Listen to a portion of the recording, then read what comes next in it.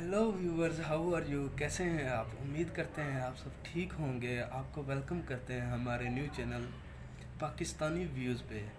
आज का जो वीडियो का टॉपिक है वो है यूक्रेन की जंग के दौरान चीनी वज़ीर ख़ारजा का भारत का दौरा।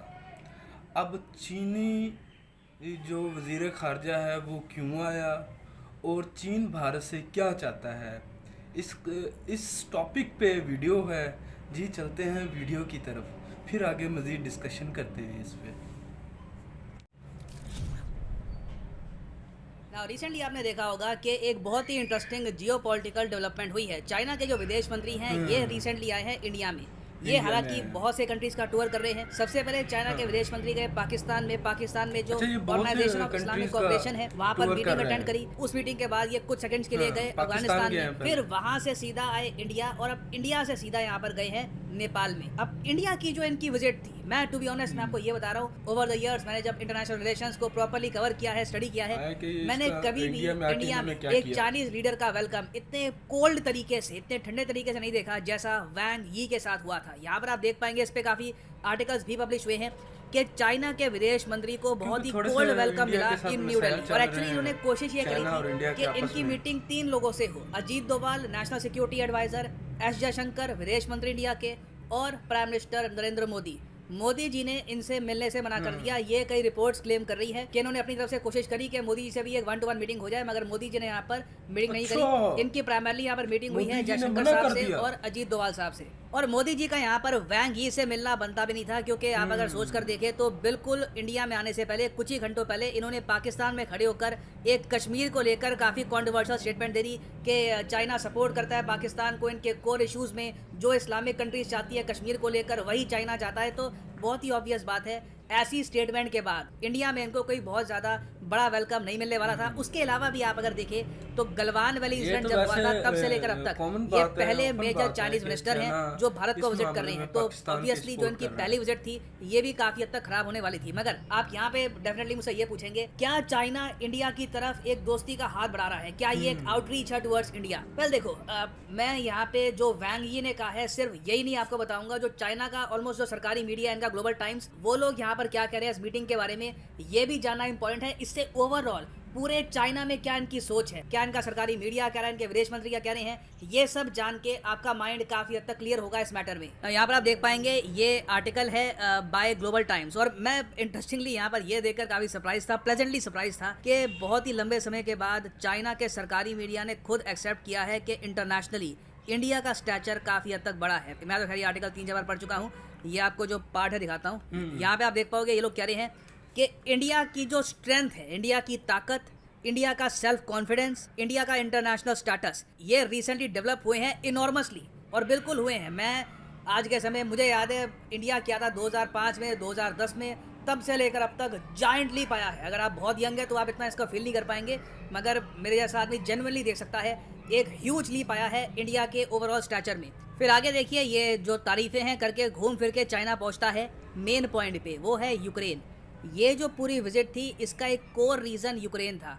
चाइना के विदेश मंत्री कोई खास निराली बात यहाँ पर करके नहीं गए इंडिया चाइना रिलेशंस के बारे में। वैसे आप अगर देखो तो वैंग यी ने ऐसे ये कह दिया कि मेरे हिसाब से 3 पॉइंट अप्रोच हमारी होनी चाहिए। ये चाइना के लोग खूब करते हैं 3 पॉइंट अप्रोच, 4 पॉइंट अप्रोच। तो 3 पॉइंट अप्रोच यहाँ पर क्या कहे गए हैं कि पहली बात तो लॉन्ग टर्म विजन, आज से 10-20 साल के बाद का आप सोचिए। फिर आगे ये कहते हैं कि एक दूसरे की जो डेवलपमेंट है ये विन विन मेंटालिटी के साथ देखनी चाहिए, एक दूसरे को ऐसे व्यू नहीं करना चाहिए कि एक ज़रा डेवलप कर रहा है, एक अब ज़रा कैचअप कर रहा है। फिर आगे ये कहते हैं कि मल्टीलैटरल प्रोसेस में कोऑपरेटिव पोस्चर होना चाहिए। ये जी मेन मुद्दा यहाँ पर चाइना के विदेश मंत्री का, इनके विजिट का, क्योंकि ये यहाँ पर बेसिकली ये चाहते हैं कि इंडिया का जो अभी तक स्टांस रहा है न्यूट्रलिटी का, यूक्रेन के इशू को लेकर, रशिया के इशू को लेकर, ये इन द फ्यूचर बना रहे। क्योंकि आप सोच कर देखिए, चाइना को भी बहुत ज़्यादा सहारा मिलता है जब इंडिया भी प्रो वेस्ट नहीं हो जाता, इंडिया भी न्यूट्रल रहता है यूक्रेन के इशू को लेकर। नहीं तो चाइना भी बहुत ही अकेला फील करता है कि दुनिया में हम अकेले ही मेजर कंट्री हैं जो रशिया का ओपनली सपोर्ट कर रहे हैं या फिर कई जगह एब्सटेन कर रहे हैं। तो चाइना बेसिकली ये चाहता है कि इंडिया इन द फ्यूचर जो ये यूक्रेन के इशू को लेकर अपना पोस्टर है ये बनाकर रखे। और यूक्रेन का मेंशन आप देखोगे इस आर्टिकल में बहुत बार किया गया है, 15 बार आप देखोगे इस आर्टिकल में आपको यूक्रेन का मेंशन आपको मिलेगा। इवन जो इंडिया की उन्होंने तारीफ करी है स्टेटस की, अगर मैं आपको दिखाऊं, ये जो स्टेटस वाली लाइन थी, इंडिया का स्टेटस डेवलप हुआ है, उसके बाद भी सीधा पहुंचते हैं ये यूक्रेन क्राइसिस पर। ये यहाँ पर कह रहे हैं कि देखिए यूक्रेन क्राइसिस पर जो इंडिया और चाइना मिलके खड़े हुए हैं ना, इससे हमको एक नई विंडो मिली है। इससे हमको ये दिखा है कि ऐसा नहीं है कि हर मामले में हम एक दूसरे के अगेंस्ट खड़े हैं। कई इश्यूज हैं जहां पर हम कोऑपरेट भी कर सकते हैं, मल्टीलैटरल फोरम में खड़े हो सकते हैं जहां पर हम दोनों की आवाज़ सेम ही होगी।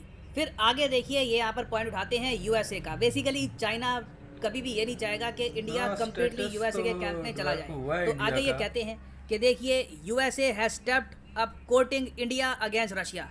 यूएसए अब पूरा दबाव आप पे डालेगा। ना सिर्फ दबाव, एक्चुअली इन्होंने जो ये लाइन यूज़ करी है ना, कोर्ट करना, कोड ज़्यादातर राजकीय में होता है। कोई लड़का एक लड़की को कोड करता है उसे शादी करने के लिए। तो यहाँ पर ये कहने हैं कि US has stepped up courting India against Russia. US चाहता है कि इंडिया एक बार को रशिया के अगेंस्ट खड़ा हो जाए। एक पेंटागन ऑफिशियल ने provided lip service by promising oil and military equipment to India. ये यहाँ पर कह रहा है, चाइना का स्टेट मीडिया खुद कह रहा है यहाँ पर कि यूएस की तरफ से बड़े ऑफर आएंगे इंडिया को। यूएस बहुत ही बड़े स्केल पर ऑयल देगा। खुद अपना वो कहेंगे कि आप रशिया का ऑयल क्यों परचेज कर रहे हो, हमारा ऑयल परचेज कर लो, और मिलिट्री इक्विपमेंट भी देंगे इंडिया को। क्या आपका मेन इशू क्या है कि रशिया से मिलिट्री इक्विपमेंट आता था ना, मिलिट्री इक्विपमेंट बहुत ही बड़े स्केल पर हम आपका रिप्लेस कर देंगे। और तो और यहाँ पर ये भी ऐड कर रहे हैं कि यूएसए ने क्वाड एलाई जो है जापान, उसका भी यूज़ करना स्टार्ट कर दिया है ताकि इंडिया अपना जो स्टांस है यूक्रेन के इशू को लेकर चेंज कर ले। इस पूरी विजिट में यूक्रेन के मुद्दे के अलावा आपको कुछ खास नहीं मिलने वाला। और यहाँ पे आप देख पाएंगे कि इन्होंने अर्नब गोस्वामी को भी कोट कर दिया है। मुझे लग रहा है मैं सही में सपना देख रहा हूँ कि चाइना का सरकारी मीडिया अर्नब गोस्वामी की तारीफ कर रहा है अपने आर्टिकल में। अजीब है। यहाँ पर ये कह रहे हैं मगर इंडिया का जो स्टांस रहा है बहुत कंसिस्टेंट रहा है यूक्रेन के इशू को लेकर।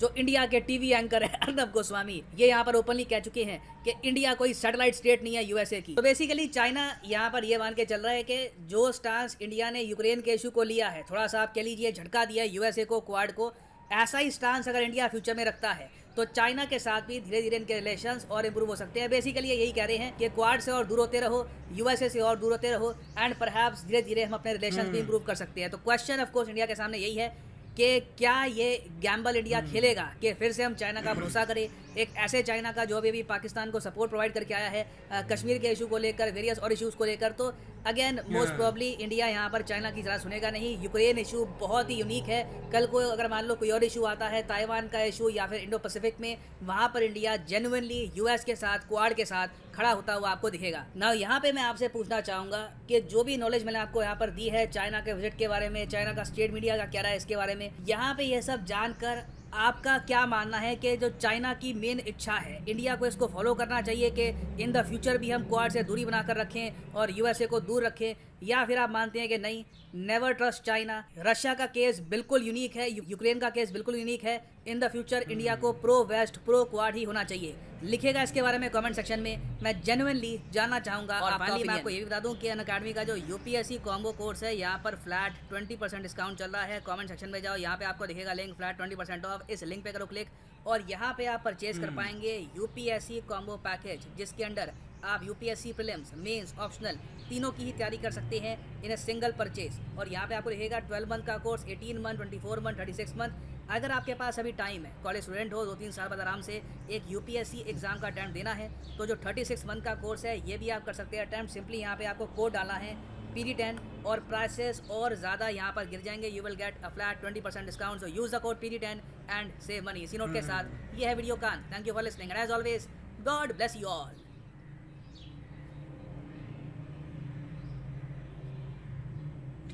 जी तो नाजरीन, आगे ज़रा वो MCQs और करंट अफेयर के बारे में आ गया, तो हम ज़रा टॉपिक की तरफ जाते हैं।